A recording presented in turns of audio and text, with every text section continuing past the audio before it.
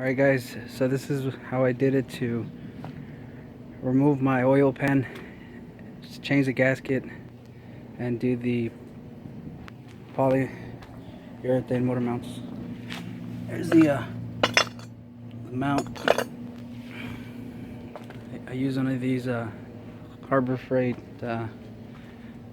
engine supports. I went to O'Reilly's to get this chain so I can hook it up right there on the top of the head. I had to slightly move this bolt and the one down here so I can move it a little bit so I can get clearance to hook it up right there. And then this one was pretty simple. And then with the suspension on this side, I did remove the strut, but I found out that you really don't need to. You just got to remove it from here. I held it with the wire right there to not put a lot of pressure right here on this line.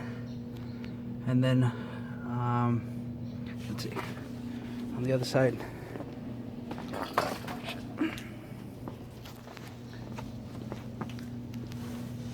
alright, see, on the other side I left it on the top, but I removed it on the bottom. And then let's see what else I did. You got to remove your AC compressor and bracket.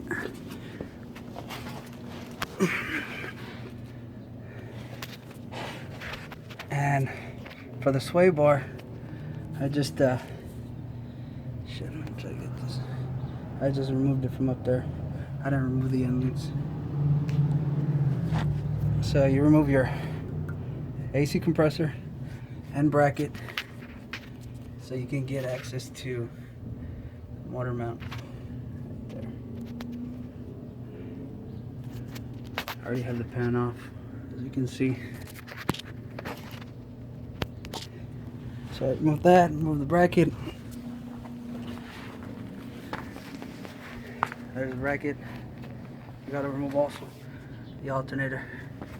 Just remember that the alternator has a wire on the top that you do not want to rip. So when you remove it from the driver's side, when you remove it from up here, try to hold it and turn it so you can so you can unclip the wire. Clip, I don't know if you can see it. It's that orange that orange clip right there. So you got to remove the alternator. You can leave the bracket on, that's fine. You got to also remove the steering shaft. It's gonna be like right here. There's a bolt there, another bolt on the top as well, and obviously the heat shield that where the motor mount was. And it might be a little tough to remove the motor mount, but when you drop the subframe, it's gonna give you more clearance. On the subframe part, basically you remove the front two bolts on each side, which one was right there, another one was, you can see it, it's down there, right there. And then this one, you just have to loosen it up a bit. Don't take it off, because then the subframe is going to drop and you're going to pull the power steering lines. So this is the scariest part. But what I did is I have it with a jack right there. It's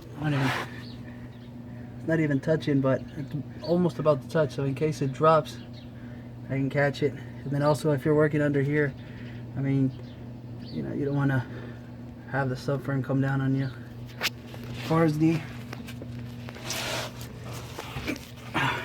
oil pan, you know, you gotta remove the, you know, all the bolts, and then there's a couple plastics in the back. I don't know what those things are, but you gotta remove that.